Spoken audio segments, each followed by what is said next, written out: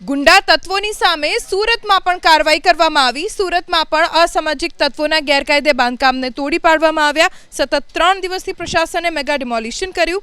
મહાનગરપાલિકા અને લિંબાયત પોલીસે અસંખ્ય ગુનામાં સંડોવાયેલા વસીમ ઉર્ફે વસીમ પાલશેખના ગેરકાયદે દબાણો તોડી નાખ્યા। કોઈ અનિચ્છનીય ઘટના ન બને તે માટે લિંબાયત પોલીસના 100થી વધુ જવાનો આ દબાણ હટાવવાની કામગીરીમાં હાજર રહ્યા। કુખ્યાત સજ્જુનાભાઈ આરિફ કોઠારીના જુગારધામ પર પણ પ્રશાસને બુલડોઝર ફેરવ્યું।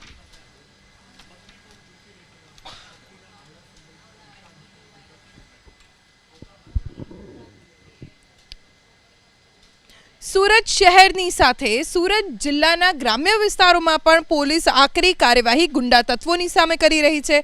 કામરેજ પોલીસે અસામાજિક તત્વોના ગેરકાયદે દબાણો દૂર કર્યા। એટલું જ નહીં, ડીજીવીસીએલે આ ગુંડાઓના ગેરકાયદે વીજ કનેક્શન પણ કાપી નાખ્યા। માર્ગ અને મકાનની જગ્યામાં બાંધેલા ગેરકાયદે દબાણોને પોલીસે જમીનદોસ્ત કર્યા। વૈભવ કોલોનીની લિસ્ટેડ મહિલા બુટલેગરે ઘરની બાજુમાં કરેલું ગેરકાયદે બાંધકામ તોડી નખાયું, તો સત્યમનગર અને શિવનગર સોસાયટીમાં રહેતા 3 ગુંડાઓના ઘરનું ગેરકાયદે વીજ કનેક્શન કાપી નાખવામાં આવ્યું।